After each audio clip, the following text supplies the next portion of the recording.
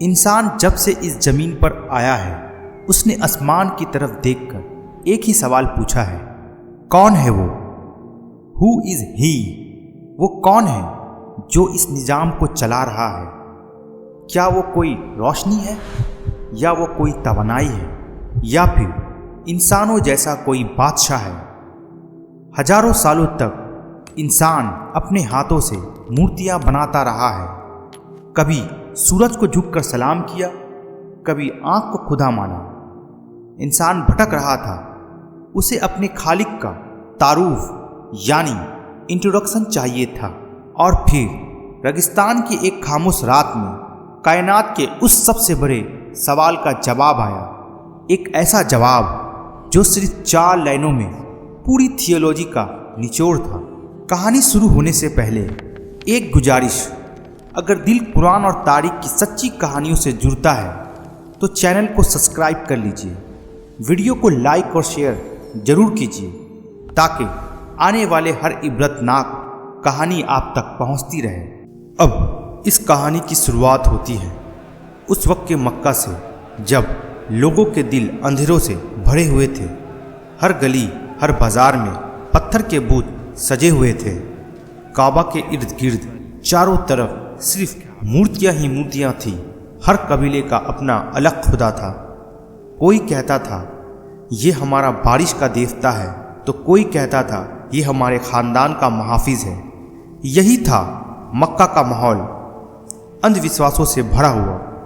لوگ ان بتوں سے دعائیں مانگتے تھے، ان کے سامنے سجدے کرتے تھے اور سمجھتے تھے کہ یہی ان کے رب ہیں۔ ارے دیکھو، یمن سے نیا بت آیا ہے، کتنا خوبصورت ہے، کانٹوں والے پتھر سے بنا ہوا، بالکل زندہ سا لگتا ہے۔ آؤ اس کے لیے چاندی کے زیورات اور سونے کی سجاوٹ بھی بنا دیتے ہیں تاکہ سب سے الگ نظر آئے۔ یہ وہ مکہ تھا جہاں مذہب ایک کاروبار بن چکا تھا، بت بنانا، بیچنا اور ان کی عبادت کرنا سب کچھ پیسے کمانے کا ذریعہ تھا۔ اور اسی اندھیرے معاشرے میں ایک ایسی روشنی تھی جو سب سے الگ تھی، ہمارے پیارے نبی محمد صلی اللہ علیہ وسلم۔ وہ سچ بول رہے تھے، وہ لوگوں کو بتوں سے نہیں بلکہ اللہ سے ملا رہے تھے۔ ان کا پیغام بہت کلیئر تھا، اللہ کے سوا کوئی عبادت کے لائق نہیں۔ لیکن قریش حیران تھے، ایک اللہ، یہ کیسا خدا ہے جسے دیکھا نہیں جا سکتا، جس کی کوئی شکل کوئی رنگ نہیں؟ وہ کہتے تھے محمد کا خدا تو نظر ہی نہیں آتا، ایسے خدا کا کیا فائدہ جو دکھائی بھی نہ دے؟ کیا ہمارے لات، عزیہ اور ہوبل سب جھوٹے ہیں؟ ان کی سوچ صرف نظر آنے والی چیزوں تک محدود تھی، جو نظر نہ آئے وہ ان کے نزدیک حقیقت ہی نہیں تھا۔ لیکن نبی صلی اللہ علیہ وسلم ایسے رب کی دعوت دے رہے تھے جو سب کچھ دیکھتا ہے مگر خود کسی کا محتاج نہیں۔ وہ مذاق اڑاتے اور پوچھتے، اے محمد، ہمیں بتاؤ تمہارا رب کیسا ہے؟ وہ کس چیز کا بنا ہے؟ سونا، چاندی، موتے؟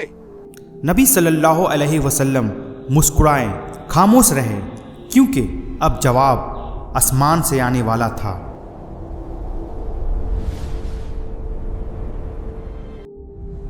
اور تب سورہ اخلاص نازل ہوئی، قل هو اللہ احد اللہ الصمد لم یلد ولم یولد ولم یکن لہ کفوا احد۔ سبحان اللہ، یہ تو رب کا تعارف ہے خود اس کے اپنے الفاظ میں۔ یہ وہ لمحہ تھا جب دنیا نے پہلی بار خدا کو اس کے اپنے کلام میں پہچانا۔ اب ذرا رکے، سانس آہستہ لے اور آئیے سورہ اخلاص کو لفظ بہ لفظ پڑھتے ہیں۔ ایسے پڑھیں جیسے یہ لفظ پہلی بار آپ کے دل سے بات کر رہے ہوں، خود کو ان کے معنی میں کھو جانے دیں۔ یقین جانیں اگر آپ اس ویڈیو کو آخر تک سنیں گے تو سورہ اخلاص صرف ایک سورت نہیں رہے گی بلکہ ایک احساس بن جائے گی۔ قل هو اللہ احد، کہہ دیجئے وہ اللہ ایک ہے۔ یہاں رکیے اور سوچیے، اللہ نے یہ نہیں کہا کہ وہ واحد ہے، اس نے کہا وہ احد ہے، فرق کیا ہے؟ عربی میں واحد وہ ہے جس کے بعد 2 آتا ہے، 3 آتا ہے۔ واحد کو تقسیم کیا جا سکتا ہے، لیکن احد وہ ہے جو یونیک ہے، جس کا کوئی دوسرا ہے ہی نہیں، جسے تقسیم نہیں کیا جا سکتا۔ یہ ان تمام نظریات کا رد تھا جو کہتے تھے کہ خدا کے ٹکڑے ہو سکتے ہیں یا خدا کا کوئی فیملی ہو سکتی ہے۔ احد کا مطلب یہ ہے وہ اپنی ذات میں ایسی اکائی یعنی سنگولیرٹی ہے کہ پوری کائنات میں اس جیسا کوئی بھی نہیں، کچھ بھی نہیں۔ وہ اکیلا ہے، تنہا ہے اور یکتا ہے۔ پھر دوسری آیت نے انسانی غرور کو توڑ کر رکھ دیا۔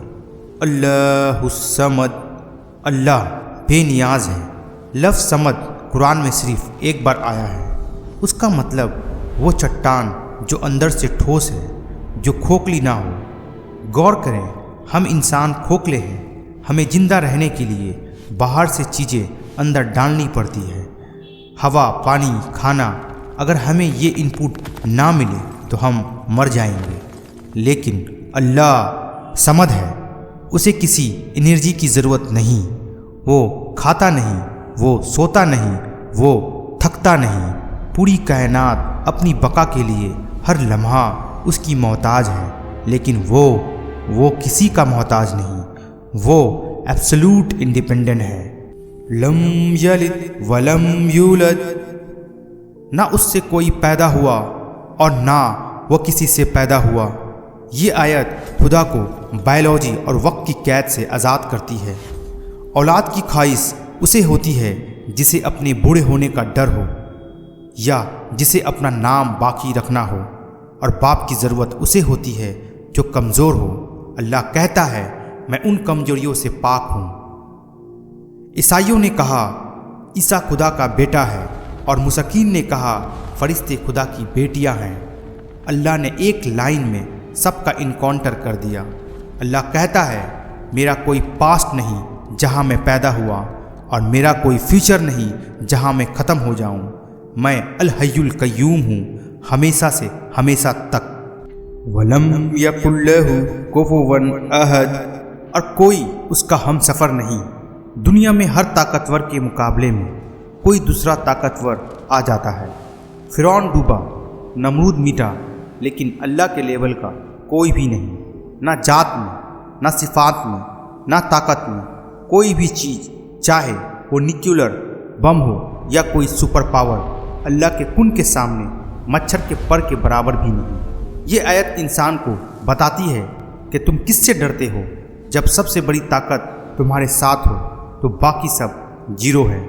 اب اس سوال پر آتے ہیں جو اکثر پوچھا جاتا ہے، یہ سورت قرآن کی 1/3 کے برابر کیوں ہے؟ قرآن کے 3 مین ٹاپکس ہیں۔ 1 قصے، تاریخ اور عبرت۔ 2 احکام، حلال و حرام اور قانون۔ 3 توحید، اللہ کی پہچان۔ سورہ اخلاص اکیلی وہ سورت ہے جو پوری کی پوری صرف توحید ہے۔ اس میں جنت، جہنم یا حلال حرام کا ذکر نہیں ہے۔ یہ 100% اللہ کی بات ہے۔ اسی لیے اگر آپ نے اسے سمجھ لیا تو آپ نے دین کی بنیاد کی 33% کو پا لیا۔ آج ہم جس دور میں جی رہے ہیں یہ ہے بے سکونی کا دور۔ ڈپریشن اور انزائٹی عام ہے۔ جانتے ہیں کیوں؟ کیونکہ ہمارا اخلاص کمزور پڑ گیا ہے۔ ہم نے پیسوں کو، نوکری کو اور لوگوں کے تعلقات کو اپنا سمت بنا لیا ہے۔ ہمیں لگتا ہے کہ اگر فلاں بندہ سفارش نہیں کرے گا تو میرا کام رک جائے گا۔ یہی صرف خفی ہے۔ یہ صورت چیخ چیخ کر کہہ رہی ہے لوگوں سے ڈرنا چھوڑ دو، مستقبل کی فکر کرنا چھوڑ دو۔ جب تم مان لیتے ہو کہ رزق، عزت، زندگی اور موت صرف اس عہد کے ہاتھ میں ہے تو پھر یہ غلامی کی زنجیریں ٹوٹ جاتی ہیں۔ جو شخص سورہ اخلاص کو سمجھ لے وہ دنیا کے کسی فرعون کے آگے نہیں جھکتا ہے۔ آج رات جب دنیا سو جائے تو اس سورت کو صرف زبان سے نہیں دل سے پڑھنا۔ جب کہو اللہ الصمد تو اپنا ہر دکھ، ہر ٹینشن، ہر ادھوری خواہش اللہ کے حوالے کر دینا، اسے اپنا وکیل بنا لینا۔ یہ سورت صرف الفاظ نہیں، یہ اللہ تک پہنچنے کا سب سے چھوٹا اور سب سے مضبوط راستہ ہے۔ اگر اس ویڈیو نے آپ کے ایمان میں ذرہ برابر بھی اضافہ کیا ہے تو اسے صدقہ جاریہ سمجھ کر شیئر کریں اور چینل کو سبسکرائب کریں۔ کمنٹ میں اللہ اکبر لکھ کر اپنی موجودگی کا احساس دلائیں۔ ملتے ہیں اگلی ویڈیو میں۔ اللہ حافظ۔